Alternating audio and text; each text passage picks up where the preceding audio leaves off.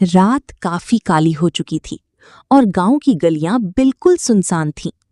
उधर ही गांव के कोने पर बने नुक्कड़ पर कुछ लोग आग जलाकर बैठे थे। वे लोग आपस में बातें कर रहे थे। मौसम ठंडा और धुंध भरा था, जैसे हर रात यहां यूं ही गुजरती आई हो। अरे तुम लोग मेरी बात को मजाक समझ रहे हो।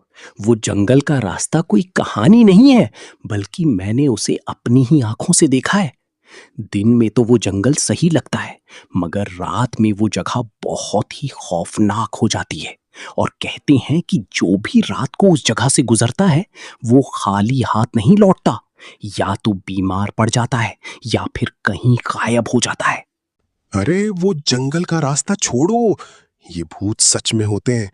मेरा एक भाई था, बहुत मासूम, लेकिन एक रात वो उसी रास्ते से खेत से वापस आ रहा था कि अचानक अगले ही दिन से वो पीला पड़ गया और बोलना बिल्कुल बंद कर दिया, और अभी तक वो ठीक नहीं हुआ। अरे छोड़ यार, ये सब डर की बातें हैं। ये अंधेरा और थकान का वहम है।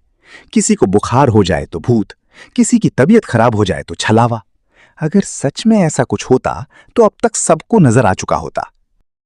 सबको नहीं नजर आता, लेकिन जिसको नजर आ जाए फिर उसे और कुछ नहीं दिखता। तभी सामने से किसी के कदमों की आवाज आने लगी, और वो कोई और नहीं बल्कि उस गांव का एक बूढ़ा आदमी था, जो अक्सर अपनी आप बीती सुनाता था। उसका चेहरा बिल्कुल थकावट से भरा हुआ था। वो वहां आकर उनके पास बैठ जाता है। अरे काका, आप आ गए। हम कब से आपका ही इंतजार कर रहे थे। अच्छा चलिए, अब कोई डरावनी सी कहानी सुना दीजिए। बेटा, आज रात सच में बहुत भारी है। मैं तो कहता हूं कि आज छोड़ दो, लेकिन फिर भी अगर तुम लोगों को कहानी सुननी है तो मैं सुना देता हूं। हाँ हाँ काका, कोई बात नहीं। रात भारी है तो क्या हुआ, आप कहानी सुना दीजिए। हमें आपकी कहानियां बहुत अच्छी लगती हैं। ठीक है, तुम लोग इतना कह रहे हो तो मैं अपनी बरसों पुरानी आप बीती बताता हूं, जो मेरे साथ ही हुए थी। ये तो फिर बहुत अच्छी बात है। चलिए आप सुनाइए, हम सुन रहे हैं। ये बात हमारे पास वाले गांव की है। वो जो जंगल का रास्ता है, दिन में तो वो जगह बिल्कुल अच्छी लगती है, लेकिन जैसे ही रात होती है उसका रंग बदल जाता है। ये कहानी मेरे साथ ही हुई है। ये कोई झूठ नहीं, बल्कि सब कुछ सच है। अच्छा, तो मतलब आज तो मजा आ जाएगा। फिर तो जल्दी से ये कहानी सुनाइए ना काका। थोड़ी देर खामोश रहने के बाद रामू काका कहानी सुनाने लगते हैं। अच्छा, आज मैं तुम लोगों को अपनी जवानी का किस्सा सुनाता हूं। ये कहानी आज से तकरीबन 30 साल पहले की है, जब मैं जवान हुआ करता था। ये कहानी हमारे पास वाले गांव के जंगल की है। उस गांव में उस वक्त एक अनजान औरत रहने के लिए आई थी, जिसका नाम था अनामिका। उसकी खूबसूरती इतनी ज्यादा थी कि जो भी उसे देखता तो कुछ देर के लिए बस देखता ही रह जाता। लेकिन गांव में उसकी खूबसूरती से ज्यादा चर्चा उसकी उम्र की होती थी, जिस उम्र में लोगों के चेहरे बूढ़े हो जाते हैं। उधर अनामिका दिन बर दिन और जवान होती जा रही थी। धीरे धीरे पूरा गांव उसी की चर्चा में डूब गया। अब इसी तरह एक दिन मैं किसी जरूरी काम से दूसरे गांव की तरफ निकला था, और मैं उसी जंगल वाले रास्ते से जा रहा था, जिस रास्ते से लोग दिन में भी बहुत मुश्किल से गुजरते थे, और रात को तो लोग उस रास्ते पर जाते ही नहीं थे। लेकिन मैं इन बातों पर ज्यादा यकीन नहीं करता था और बस चलता ही जा रहा था। लेकिन मुझे उस रात बहुत अजीब सा महसूस हो रहा था। पेड़ों की शाखाएं अजीब तरह से हिल रही थीं, और वह ठंडी हवा में जैसे कोई राज छुपा हुआ था। मेरे हर कदम पर मुझे ऐसा महसूस हो रहा था जैसे उस अंधेरे में कोई खौफनाक नजर मुझे देख रही हो। अरे ये रास्ता कितना डरावना लग रहा है। वैसे गांव के लोग तो इस रास्ते के बारे में बड़ी अजीब अजीब बातें करते हैं, लेकिन चलो क्या करें, अब तो मैं आ ही गया हूं। बस जल्दी से उस गांव पहुंच जाऊं। मैं चलते चलते बस अपनी मंजिल की तरफ जा रहा था, लेकिन तभी मैंने सामने देखा तो वह अनामिका नाम की औरत मेरे सामने खड़ी थी। अरे अनामिका जी, आप ये कैसे? आपने तो मुझे डरा ही दिया। अरे तो आप डर क्यों गए? मैं ही तो हूँ, इंसान हूँ, कोई जानवर तो नहीं। हाँ हाँ, नहीं, वो ये रात थोड़ी अजीब है आज, इसलिए। नहीं, तो ये रात तो हमेशा एक ही तरह होती है। बस लोग ही इसकी बातें बढ़ा चढ़ा कर कहते हैं। गांव में लोग कहते हैं ना कि इस रात में इस रास्ते पर अजीब अजीब सी चीजें होती हैं, इसीलिए मैं थोड़ा डर गया। हर कहानी के पीछे कोई ना कोई वजह जरूर होती है, लेकिन हर कहानी सच भी नहीं होती साहब जी। अच्छा, हाँ, ये तो बताइए कि आप अकेली इतनी रात को इस रास्ते पर क्या कर रही थी? क्या आप भी दूसरे गांव जा रही हैं? हाँ, मैं भी दूसरे गांव जा रही थी। मुझे कभी-कभी रात की खामोशी में चलना अच्छा लगता है। लेकिन अनामिका जी, मुझे तो यहाँ की खामोशी अजीब सी लग रही है, जैसे कोई हमें देख रहा हो। हाँ, कभी-कभी हमें कोई देख रहा होता है, लेकिन हमें पता नहीं होता। अच्छा अच्छा, अब अगर आप भी उसी गांव जा रही हैं, तो हम साथ में चलेंगे।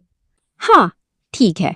रात लगातार गहरी होती जा रही थी और अब मेरा सफर अकेला नहीं था। मेरे साथ अब वो लड़की भी चल रही थी। चारों तरफ ऐसा अंधेरा छाया हुआ था कि अपने पैरों की आहट भी सुनाई दे रही थी। चलते चलते मेरी नजर जमीन पर पड़ी तो मैंने देखा और कि मेरे अपनी परछाई तो मुझे दिखाई दे रही थी, लेकिन मेरे साथ चल रही उस औरत की परछाई दिखाई नहीं दे रही थी। मैं बहुत डर सा गया और उसे गौर से देखने लगा। तभी वहां आसपास का माहौल अजीब सा भयावह होने लगा। अब मुझे गांव वाले लोगों की बातें याद आने लगी जो इस रास्ते के बारे में किया करते थे। क्या हुआ साहब जी? आप अचानक रुक क्यों गए? आपका पैर तो कहीं फंस नहीं गया ना? नहीं अनामिका जी, बस कुछ खास नहीं। मुझे ऐसा लगा कि कोई मुझे पीछे से पुकार रहा है, लेकिन ये मेरा वहम होगा। रात के अंधेरे में मैं थोड़ा डर गया हूँ। हाँ, रात के इन रास्तों पर अक्सर हमें वहम हो जाता है। लेकिन आप ज्यादा मत सोचिए साहब जी, बस आगे चलते जाइए। हाँ ठीक है अनामिका जी, चलते हैं। बस इस रास्ते को जल्दी से पार कर लेते हैं। यह कहकर मैं और वह लड़की दोबारा आगे चलने लगे। मैंने उस बात को नजरअंदाज कर दिया। मुझे लगा कि यह थकावट की वजह से मेरा वहम होगा, लेकिन उस रात का सुनसान रास्ता, खामोशी और फिर गांव वालों की वो बातें मेरे मन में थोड़ा डर पैदा करने लगी। फिर भी मैंने गहरी सांस ली और बस उसके साथ पीछे पीछे चलने लगा। मैंने सोचा कि किसी वहम की वजह से अपने अंदर डर नहीं पैदा करूंगा, लेकिन कहीं ना कहीं मुझे थोड़ा डर भी लगने लगा था। अरे अनामिका जी, क्या आप थोड़ा रुक सकती हैं? मुझे प्यास लग रही है। आगे ही एक नदी है, अगर आप कहें तो वहां जाकर पानी पी लेते हैं, फिर आगे का सफर करते हैं। ठीक है साहब जी, मुझे भी अब प्यास लग रही है। हम दोनों ने अब थोड़ी आगे जाने के बाद सीधा नदी का रास्ता अपना लिया। मुझे बहुत ज्यादा प्यास लग रही थी, इसलिए हम नदी की तरफ बढ़े।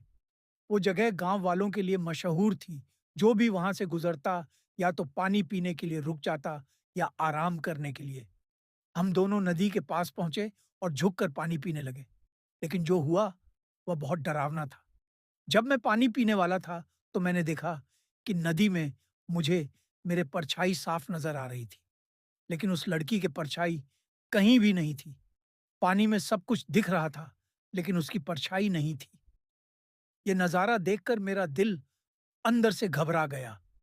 मेरे हाथ कांपने लगे और मुझे अब कुछ समझ नहीं आ रहा था कि जो मैं देख रहा हूं वो सच है या मेरे आंखों का धोखा।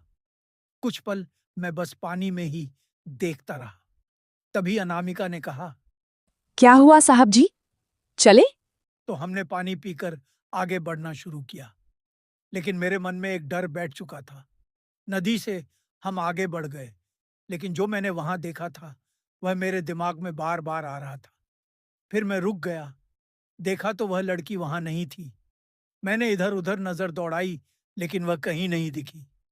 तब मैंने फिर उसे आवाज देना शुरू किया। मेरी आवाज पर वह बाहर नहीं आई। कुछ देर तक बस खामोशी थी। वह कहीं नहीं दिख रही थी। उधर सिर्फ खूंखार जानवरों की आवाजें आने लगीं। मैं आगे बढ़ने ही वाला था कि तभी पीछे से आवाज आई। क्या हुआ साहब जी, क्या आप डर गए? अरे, आप कहाँ चले गए थे? मैंने कितनी आवाजें लगाईं, लेकिन आप तो कुछ नहीं कह रहे थे। और अब आप कहाँ से निकल आए? अरे मैं तो बस इस जंगल में ही आ गई थी। अच्छा छोड़ो ये बात। आप पहले ये तो बताइए कि इस वक्त आप वैसे इस जंगल में क्या कर रहे थे? मतलब यहाँ तो अकेले कोई नहीं आता। अच्छा साहब जी, क्या आपको सच जानना है?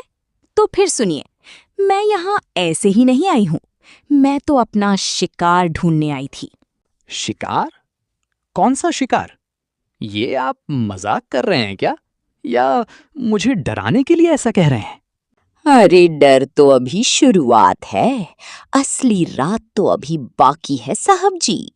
अब कुछ देर बाद जब मैंने उस लड़की अनामिका को देखा तो मेरा दिल तेजी से धड़कने लगा। कुछ ही पलों में उस लड़की का वो सुंदर चेहरा बदल गया। वो खूबसूरत चेहरा एक बदसूरत और डरावनी शक्ल में बदल गया। मेरे सामने अब एक खूंखार चुड़ैल खड़ी थी जिसकी भयानक हंसी वहां गूंजने लगी। उसके बाल एक बूढ़ी औरत की तरह बिखरे हुए उसके चेहरे पर गिर रहे थे। अब वो लड़की लड़की नहीं रही थी, बल्कि एक भयानक चुड़ैल के रूप में दिखाई देने लगी। अगले ही पल वो धीरे धीरे हवा में उठने लगी। वह ऐसे हवा में खड़ी हो गई जैसे उसके साथ कोई बड़ी ताकत मौजूद हो। तभी मेरी नजर उसके पैरों पर गई तो उसके दोनों पैर उल्टे थे, जैसे किसी इंसान के नहीं बल्कि किसी छलावे के हों। मैं कुछ और समझ पाता उससे पहले ही उसने मुझ पर हमला कर दिया और मैं जमीन पर गिर गया। उस वक्त वो बस डरावनी हंसी हंस रही थी और मेरा जिस्म डर से बुरी तरह कांपने लगा। कौन कौन हो तुम? और तुम्हें क्या चाहिए? तुम तो अभी अनामिका थी, ये अचानक चुड़ैल कैसे बन गई? मुझे जाने दो प्लीज, मुझे मत मारना। हाँ, मुझे कुछ खास नहीं चाहिए, बस तुम्हारा खून चाहिए। उससे मेरी प्यास बुझेगी। तुम जैसे जवान लोगों का खून मुझे जवान और जिंदा रखता है, और तुमसे पहले भी मैं कई शिकार कर चुकी हूँ। नहीं, ऐसा मत करो।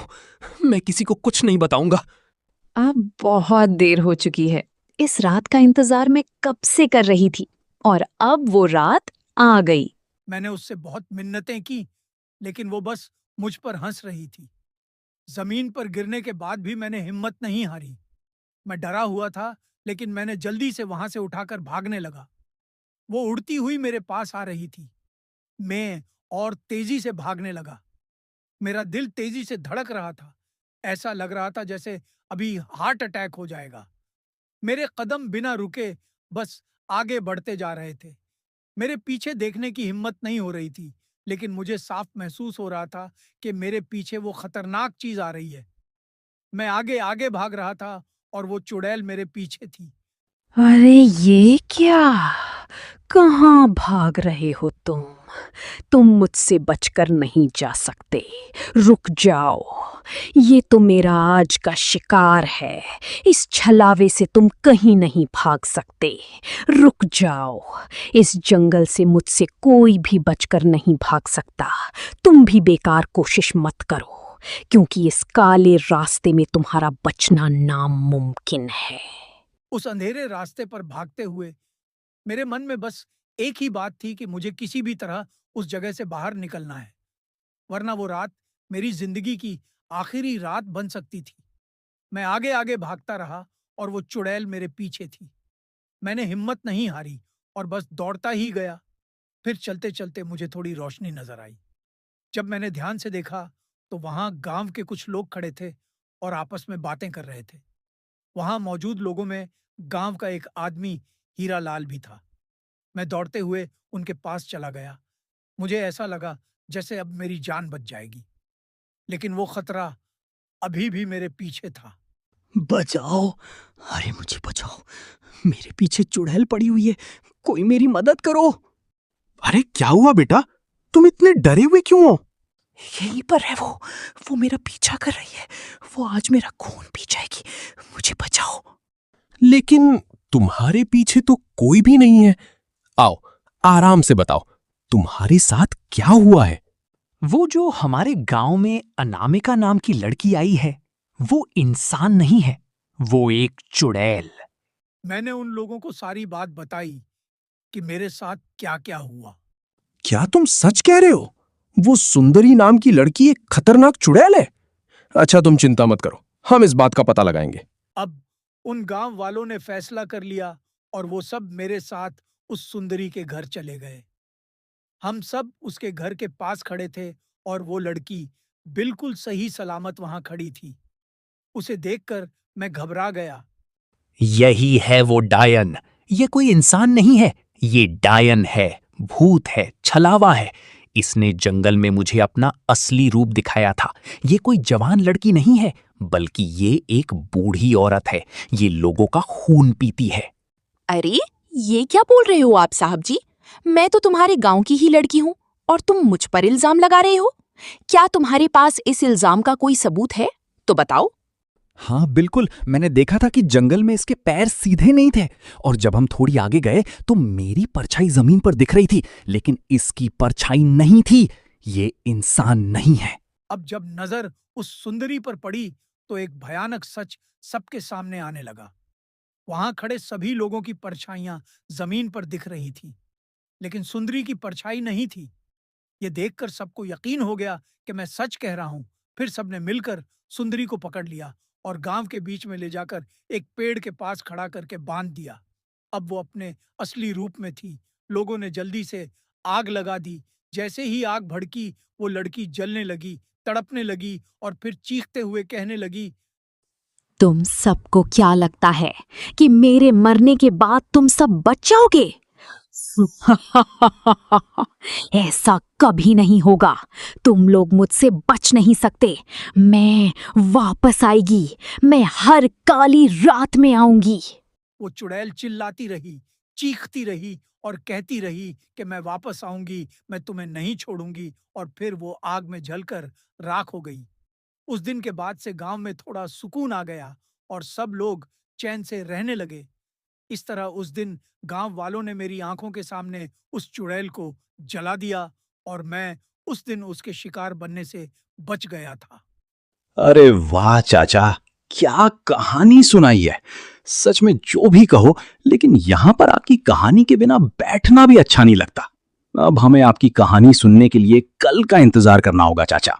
अगर आपको हमारी कहानी पसंद आई हो तो हमारे चैनल को लाइक, सब्सक्राइब और कमेंट करो।